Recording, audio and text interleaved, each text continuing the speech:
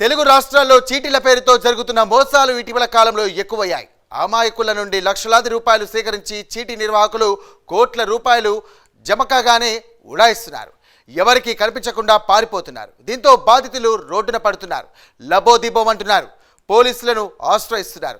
తమకు న్యాయం చేయమని వేడుకుంటున్నారు.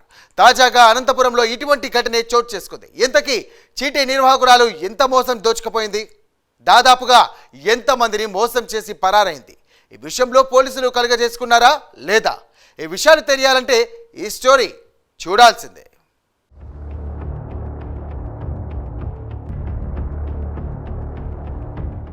అనంతపురం జిల్లా గుత్తి ప్రాంతానికి చెందిన అన్నపూర్ణ చిట్టీల పేరుతో చాలా మందిని నిండా ముంచింది. వారి నుంచి లక్షల రూపాయలు వసూలు చేసి పరారైంది. వారికి అందుబాటులో లేకుండా పోయింది. దీంతో ఆమె బాధితులు లబోదిబోమంటున్నారు. అన్నపూర్ణతో పాటు ఆమె భర్త రామకృష్ణ చిట్టీల పేరిట తమను మోసం చేశారని బాధితులు మీడియా ముందు తన గోడు వినిపించుకున్నారు. అన్నపూర్ణ చేతిలో తామెలా మోసపోయామనే విషయాన్ని రామాంజనమ్మ, ఆమె భర్త వీరన్న వివరించారు. మాది గుత్తిలో అన్నపూర్ణ నాయమ్మకి డబ్బులు ఇచ్చి మోసపోయినాను. ఆమె నాకు బాగా నమ్మించి మోసం చేసింది. అధిక వడ్డీగా డబ్బులు ఇస్తామని చెప్పి గానీ మోసం చేసింది. చీటీల తరఫున గానీ ఫోన్ చేసి అన్ని మాట్లాడి వాళ్ళతో అంతా చేసి చీటీలు వేసిన తర్వాత మా బంధువులతో అంతా గానీ 5-6 మందితో వేయించినాను. ఫస్ట్ అంతా బాగానే ఇచ్చింది. మళ్ళా తర్వాత చీటీల డబ్బులు అన్ని మోసం చేసేసింది. ఆమె నమ్మకంగానే ఉండి ఇప్పించుకొని అంతా 60 లక్షల దాకా మోసం చేసింది మాకు. ఆమె మళ్ళీ ఇన్వెస్ట్మెంట్ కింద అని అనంతపూర్లో అంజన్ సార్ కుమారు, ప్రవీణ్ సార్ కుమార్ దగ్గర వాళ్ళిద్దరి దగ్గర కానీ 30 లక్షల దాకా ఇన్వెస్ట్మెంట్ కింద పెట్టించింది డబ్బులు మాకు బ్యాంకు ద్వారాగా. అంజన్ కుమార్ సార్కి 20 లక్షలు ఇచ్చినాము.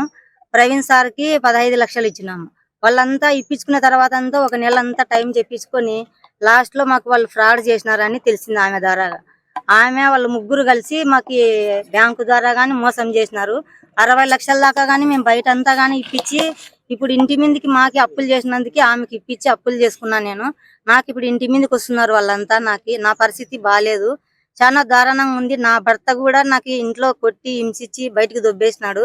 ఈ డబ్బులన్నీ ఇచ్చి మోసపోయినాను సార్ నేను అందరికి. నా నుంచి 5-6 మంది ద్వారాగా గానీ ఇప్పించి గానీ మోసం చేసింది ఆమె.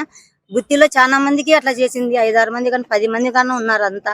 అట్లా ఇప్పించుకొని నమ్మకంగానే ఉండి చేసింది సార్. అట్లా వాళ్ళ ఇంటికి కానీ పిలుచుకుపోయి వాళ్ళ ఊరికి లేపాక్షలు అంతా సలాలు డబ్బులు అంతా పోగు చేసుకుంది సార్. అక్కడ వాళ్ళ బంధువుల దగ్గర అంతా పెట్టుకేసిపోయింది ఆమె. వాళ్ళ బంధువులతో కానీ మాట్లాడిచ్చి చేపించి నమ్మకంగానే ఉండి మోసం చేసింది సార్. మాకంతా సహాయం చేయాలని వాళ్ళు రాసిచ్చింది సార్. ఎవిడెన్స్ ఉన్నాయి మా దగ్గర. ఉన్నా గానీ ఏం చేసుకుంటావు నువ్వు చేసుకోపో అనుకుంది అంటుంది.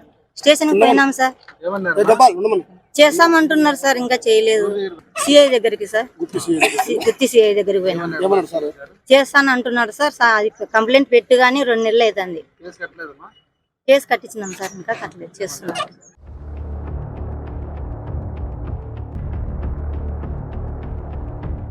తాము మోసపోయిన విషయాన్ని గుత్తి ఎస్పీ కార్యాలయానికి వచ్చి ఫిర్యాదు చేశామని, 2 నెలలు గడుస్తున్నా తమకు న్యాయం జరగలేదని బాధితురాలు ఆవేదన వెళ్లగక్కింది. తమ వద్ద నుంచి 60 లక్షల రూపాయలు దోచేశారని భార్యాభర్తలిద్దరూ ఆవేదన వ్యక్తం చేశారు. కుదబెట్టేసి బంగారంతా కుదబెట్టేసి మాకు అన్ని ఫ్రాడ్ చేసింది సార్. మాకు ఏదన్నా కానీ ఇది మాకు సాయం చేసి మీరు అన్ని మేము పోగొట్టుకునేటివన్నీ మాకు వచ్చేటట్లు చేస్తే చాలు. ఈ 60 లక్షలు ఆమె అన్నపూర్ణనే తీసుకుంది సార్. 60 లక్షలు ఆమె తీసుకొని 2 బ్యాంకులు కలిసి ఒక 20, ఒక 10, 30 లక్షలు తీసుకున్నారు. అవన్నీ అన్ని ఫ్రాడ్ చేసి పెట్టినారు మాకు. ఇంత మోసం చేస్తారని అనుకోలేదు సార్. కే వీరన్న సార్, గుత్తి. సలాలు కొనింది సార్. అంతా సలాలు కొనిచ్చి వాళ్ళ బంధువుల పేర్ల మీద అంతా చేపించింది సార్.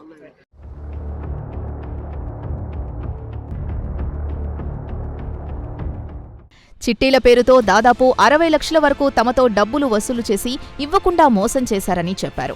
డబ్బులివ్వాలని అడిగితే తమనే బెదిరిస్తున్నారని వాపోయారు. జిల్లా ఎస్పీ ప్రత్యేక చొరవ తీసుకుని అన్నపూర్ణ, రామకృష్ణ నుంచి డబ్బులిప్పించాలని బాధితులు రామాంజనమ్మ, ఆమె భర్త వీరన్న వేడుకుంటున్నారు.